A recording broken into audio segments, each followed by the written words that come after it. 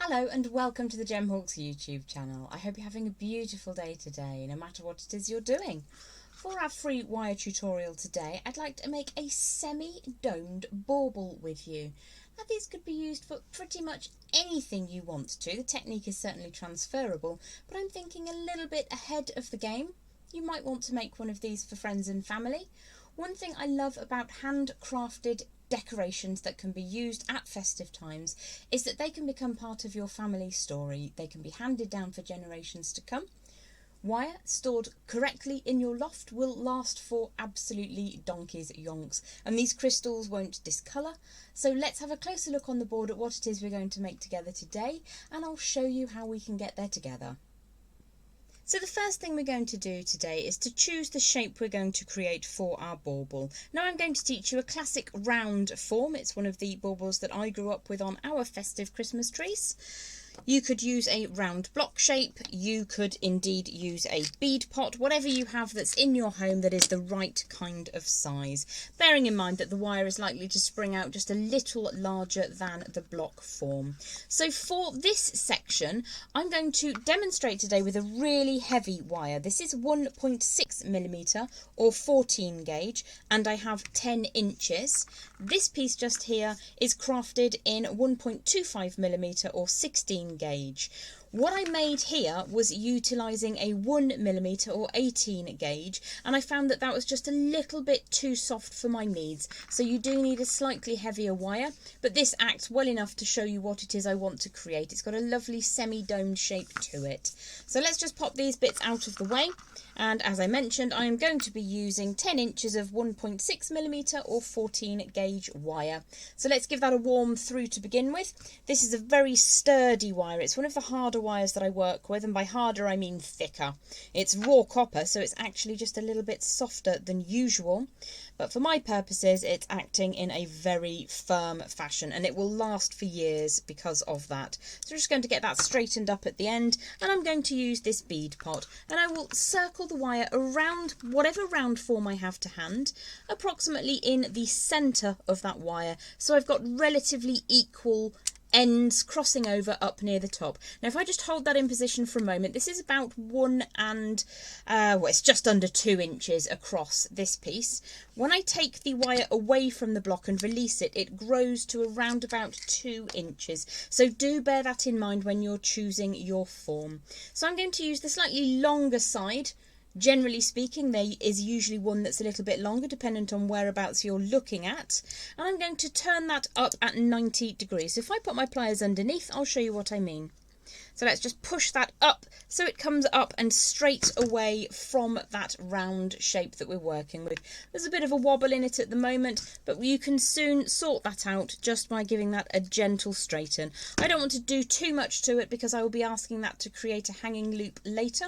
What I want to do now is to curl the tail of the wire that's coming around on this side safely and cautiously around this upright. Now because this is quite a thick wire, I'm going to show you the trick that I tend to use, which is to grip the shorter ended section of wire on the round form just to one side of that upright bend, and I'm going to put that up at a little bit of an angle.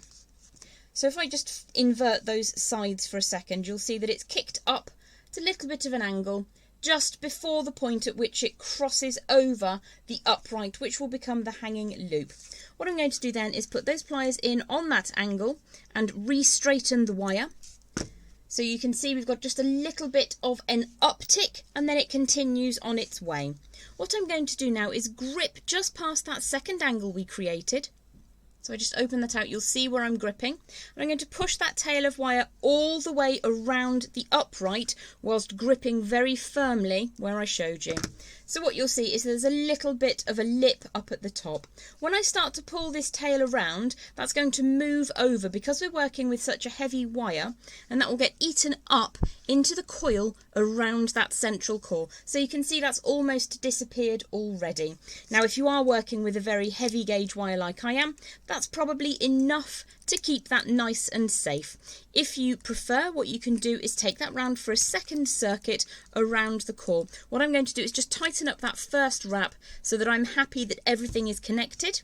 And I'm also happy that I've retained the roundness of the form. Now you can of course make these oval or drop shaped, inverted teardrop, absolutely up to you. What I might do is just take one more half turn so that the wire ends up over this side. And I'm going to do that by gripping very firmly and just pulling that over, giving that a bit of a squish, and you'll see that we've retained that round shape. We haven't lost much in the way of size. So what I will do is just put a little coil on that and create a wrapped loop up at the top later. So I'm going to create a coil with the short tail and a wrapped loop with the long upright. I feel like I spend half of my life doing those same two techniques over and over again, and I don't want you to get bored and sit here just spinning on through the video. So I'm going to do that off camera, and then I'll join you back down on the board and show you how to create the infill on our bauble design. So I just wanted to show you as a physical comparison the three sizes of wire, or gauges of wire rather, side by side. So this is the 1.6 or 14 gauge wire bauble frame. This is 1.25 or 16 gauge. And the piece that I made to demonstrate with is just the 1mm or 18 gauge wire. So the 18 gauge or 1mm is just a little bit too soft to hold the shape fully as I start to put stresses on the design. But it's adequate to show you, and I will certainly be hanging that on my festive tree this year. So let's work with the heaviest of all. If you do pull that out of shape, you can pop it back onto your round form and just get that nice and straight. Another thing to be aware of with these forms is that I have set the loop on my demonstration piece in the same orientation as the bauble itself. This will hang on a piece of ribbon or an extra piece of wire from a tree perfectly nicely. But what I've done with these two, just almost on by way of doing things automatically, is I've set the loop sideways so that these could be worn as jewellery if you wanted to. So you would put your threading material or your necklace through the loop and they would be perfectly physically able to be worn. Whether or not you want to wear a bauble, that's entirely up to you. So I'm going to pop this one back out of the way for now, and we're going to move on to the next type of wire which we will be using. So I have got two equal lengths, they're about 12 inches, and this is in 0.6mm gauge, which is equivalent to 22 gauge. Again, I'm working with raw copper simply because I really, really like it, and it will go with any colour scheme really, unless you particularly don't like hot pink or rose gold colourways, then you know obviously you can change the wire around. So I'm going to sit those two 12-inch lengths side by side, and what I'm going to do is use my chaos technique to just add a little bit of infill to the design. So let's just pop that baby over there for a moment and centralise on the board. So they are side by side, they're not actually exactly the same length, but shh, don't tell anyone. So I'm going to take the middle of those two side by side lengths of that 0.6 or 22 gauge wire, I'm going to pinch it firmly and create a loop. Now for the chaos design, I'm always keeping the two wires side by side. So although they loop around in the centre, it's like railway tracks, they don't deviate, they don't cross over one another unless you're talking about creating a loop. So I'm going to just put that relatively close to one side of the frame of the bauble, and it really doesn't matter where you start and where you end because it is a chaos technique. So if I hold the loop in position, take the right hand tails for now, and just wrap those two wires all the way around the frame twice. Now this is the point at which they're quite likely to try and cross over. So much a neater finish if you can keep them side by side, as if they were two railway tracks just moving around. Now, in opposition to how I normally work my chaos design, what I'm going to do is bring those tails up and into the centre of my piece. Normally I will go for passes across the back and passes across the front. In this case, the only time the wire is thinking about being at the back is when it's literally circling around the frame, so you don't need to worry overly. I'm just going to add some more loops. Now with this design, what I want is for those loops to have lots of spring available to them. So I'm not going to make these super tight, I am going to start forming the wire around to create another loop. And then every time I'm passing from one side of the frame to another side of the frame, I'm running those loops backwards and forwards, and I'm doing multiples of them, but I am not keeping it super tight. I'm allowing there to be movement in those railway tracks of wires. So let's bring that wire all the way around in a third loop. You can see one of them has come undone, so I'm just going to pinch the loop itself until I get that back on track. So what I'm going to do here is finish off this half of my section of wire, and I'm going to draw that all the way around the frame once and twice, and what I ideally want to end up with is the wires finishing inside the frame itself, because we'll be able to hide all that later. So one of those wires has conveniently just come to an end, the other one needs a bit of a trim. I'm just taking the tiniest bit off, and then a little bit of residue as well. So the end section sits inside the frame, and in that way you don't really see it overly much, and also it doesn't get in the way of things if you did choose to wear this as jewellery.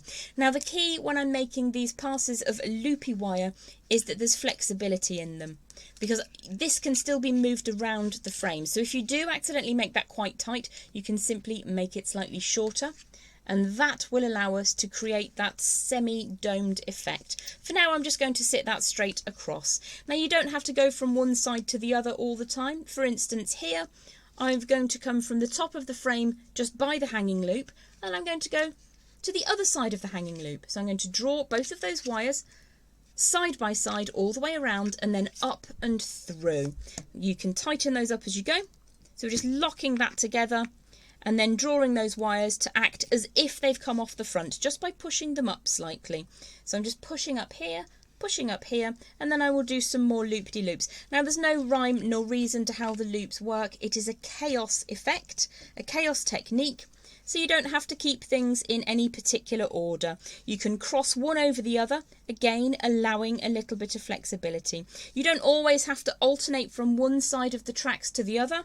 You can do a couple of loops in the same direction, for instance. So let me just make sure that my wires aren't crossing over. And then I'm going to start doing another loop in the same direction as the first one. I then might take this, let's do another loop in the same direction, and I'll take it over to wherever I see fit. So that would be a bit wasteful of wire, so I might do another loop, possibly in the same orientation.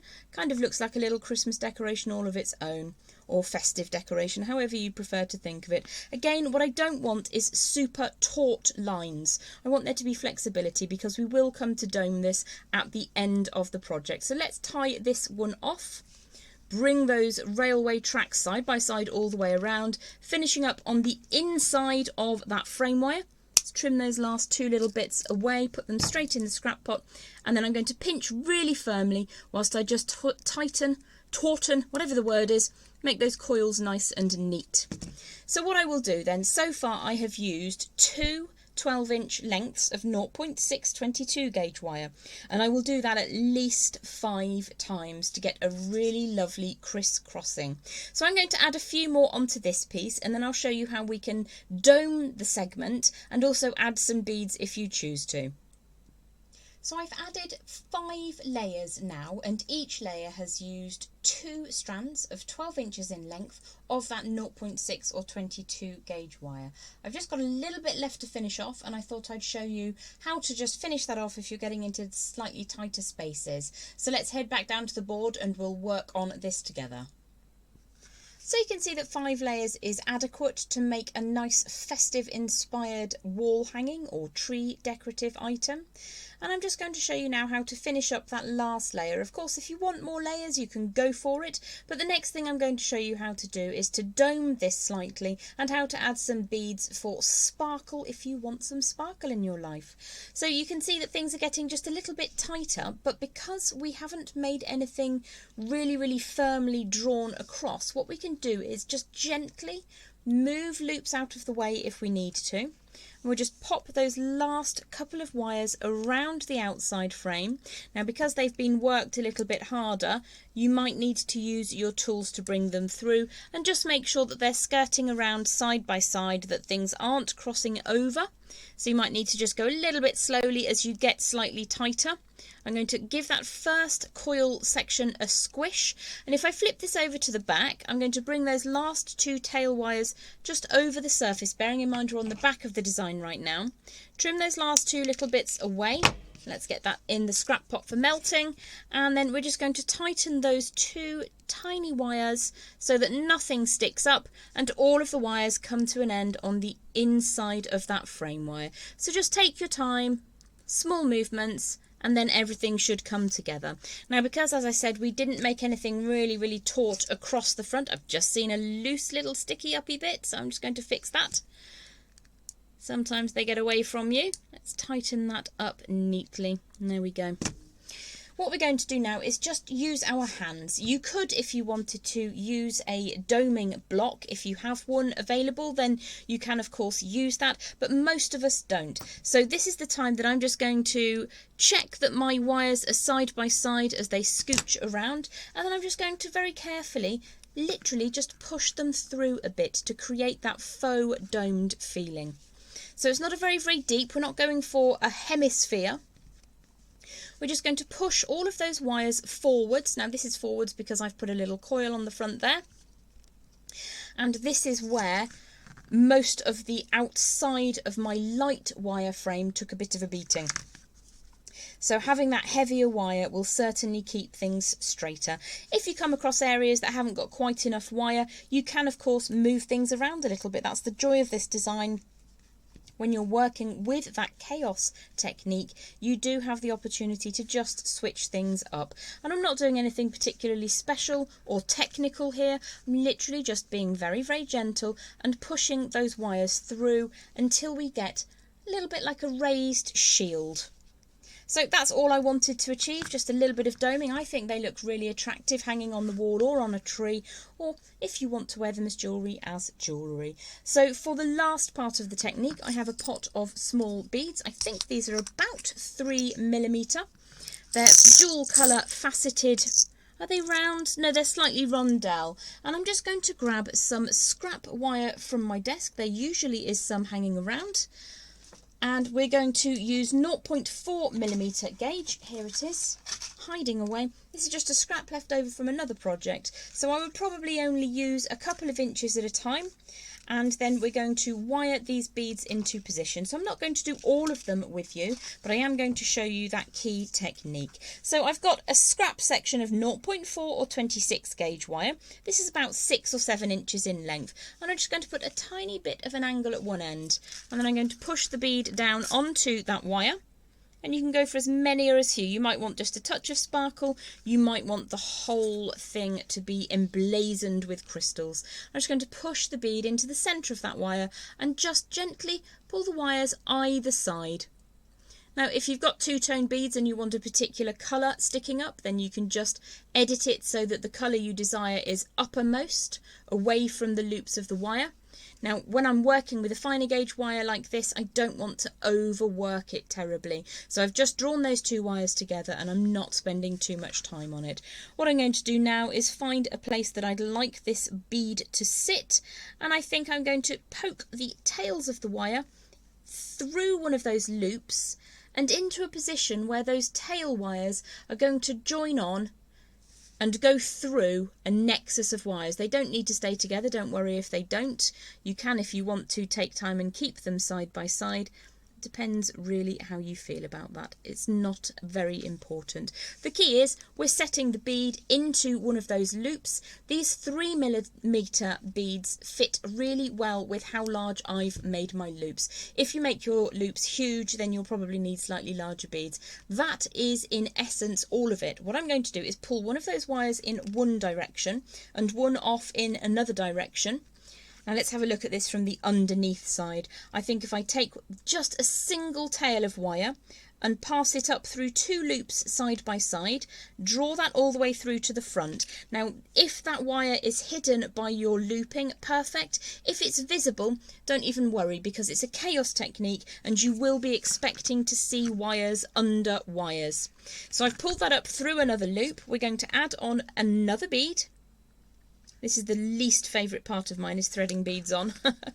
And I'm just going to allow that to sit neatly against whatever loop I want it to sit inside. I'm not going to put a bend in the wire just yet, but I'm going to retrace the wire back through and try to get it caught up in as many crossing over wires as possible, because that's what is going to keep the bead safe. Now, as I've still got a loop on the front, I'm going to hold the bead into position, draw the wire down, and then just pull that ever so slightly so I get the correct face of the bead showing, and it looks like it's just hanging there as if by magic. And you can do this until you've used up all of those wires with as many or as few beads as you fancy. When you're done, you're looking to get to the edge perimeter section of your bauble design with about 3/4 of an inch of wire, and you're just going to wind that around the edge. So I'll do one more so as not to waste this piece of design. So we're flipping over to the back and we're getting towards the edge now, and I'm going to pop the wire up through 2 loops that cross over one another. And in that way I know that my wire isn't going to be too visible from the front, and it's also got something to hold on to, especially if some of your loops are slightly larger. So let's just add one more bead together. Again, get the shakes and then miss getting the bead on the wire. That's optional, of course. And then I'm going to put that through a slightly different path underneath. The reason I'm choosing a different path, going outside of one of the loops and inside one of the others, let's just pull that nice and tight through, is so that if my bead is small enough to fit through one of those loops, it's unlikely to fit through where they're crossing over. So that's just a bit of a measure to make sure that your beads stay on top of the design and don't disappear. What I'm going to do then is find a path to the outside edge of that bauble design, and then obviously I've got quite a lot of wire here, so I don't want to sit and do the whole thing with you, but all I'm going to do is post that through, and I'm going to wrap a good 5 times. I want a really good anchor point with the ends of that finer gauge wire. So that's 4, and then I'm going to bring this to the surface, trim just past where it goes over the front, pop that in the scrap pot for reuse later, and you can see a little sticky uppy tail. Let me just see if I can get that in the light.